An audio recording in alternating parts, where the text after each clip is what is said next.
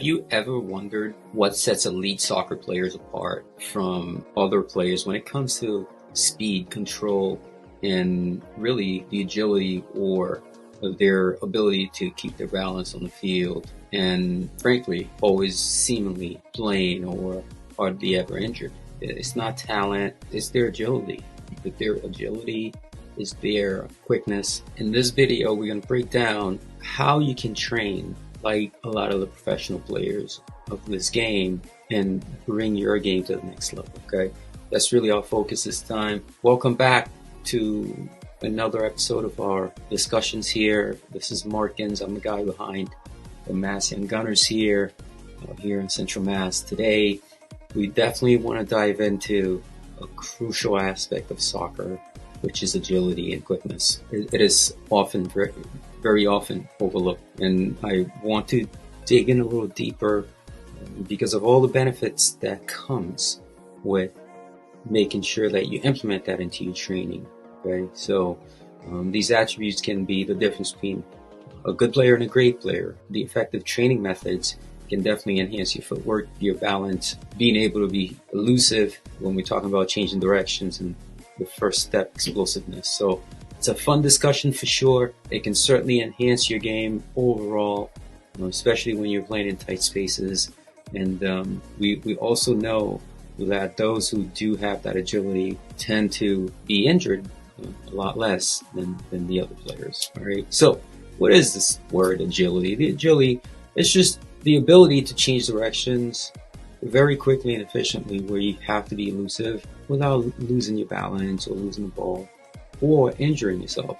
So it really is about being able to change directions very quickly under control without hurting yourself. And what I mean by hurting yourself, not right in that moment, but causing strain on certain parts of your body, certain muscles and stuff like that. And with increased speed, and you're able to make better decisions. Obviously, your ability to outmaneuver opponents and maintain control is certainly going to be an advantage, especially when you're under pressure. All right, so let's talk a little bit about the core training for agility. So a strong core, which is kind of like the midsection of your body, it provides a stability and it improves the overall movement, the efficiency of the overall movement. If your midsection is weak, those muscles are weak, everything is connected, therefore it's going to affect some of your other major muscle groups, especially the ones down, towards lower part of your body, which is your legs. So what are some of the things that you can do on your own? And I'm talking strictly about some of the things that we can do. Planks are great, Russian twists, leg raises, and the bicycle crunches, where you kind of like go elbow to knee, right elbow to left knee and stuff like that.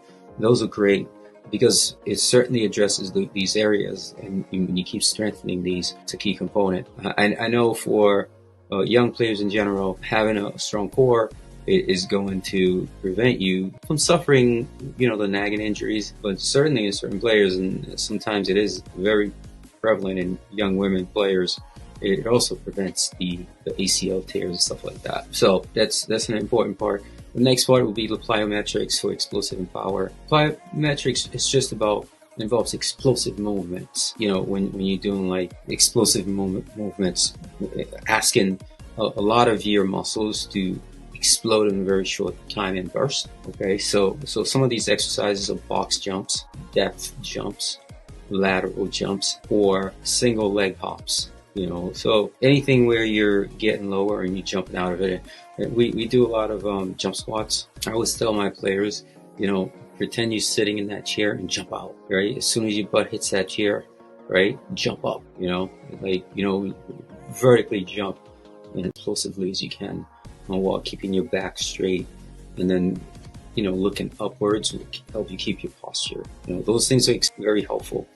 Some of the agility drills, those would be ladder drills, so you can mix those up. And most players are very good about mixing the different exercises and the various ways to go through the ladders. I usually don't have to do a lot on that. Players actually, I think a lot of players actually enjoy that. Cone drills are great. Like shuttle runs, or you do T or L drills. And then adding like dribbling too, or onto those drills, like when you can dribble around the bones and you do quick turns and feints and things like that. All those little things add a big difference into your game, because it happens very quickly when you're under pressure, and your muscles will respond because they have the memory and the preparation behind it. So, and don't ever forget to properly warm up and cool down, because those will absolutely, no questions asked, don't do anything without properly warming up, okay? All right, so it's like, you guys, most of you, if you've played soccer before and you've had discipline with a good coach, they'll always make you warm up properly, but sometimes you forget to cool down. And that's not to say it's fine, because if you cool down properly, it still definitely helps you prevent. But you can't ever don't ever engage any physical activities without properly warming up.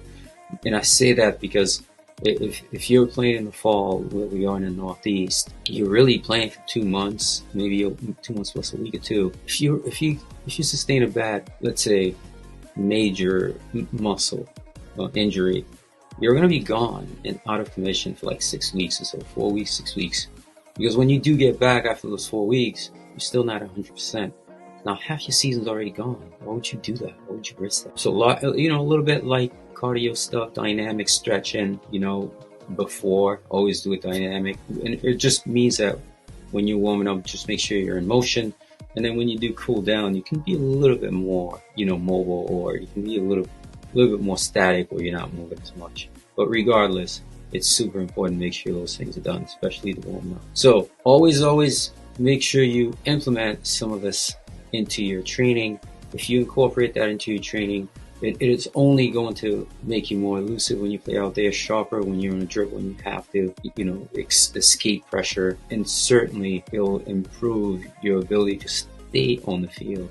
What I mean by that is prevent these injuries, all right? So just always remember, the consistent training and the dedication is the key to improving your agility and quickness.